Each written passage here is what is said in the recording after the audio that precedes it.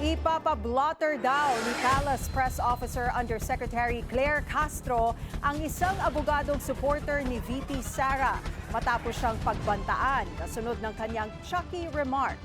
Una kasing inihambing ni Castro ang bise kay Chucky kapag daw nagagalit, ang kilalang manika mula sa horror film na Child's Play.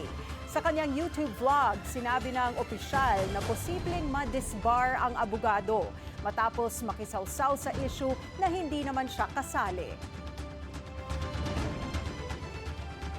Ngayon pa lang, General Nartates, i-report ko to ha. Sabi niya, kapag ka daw nilaglag ako, siguro ng boss ko or what, appendix lang, mali pa yung spelling niya eh. Coccyx, no? Ang nakalagay yung conyx. Coccyx lang ang walang latay sa akin.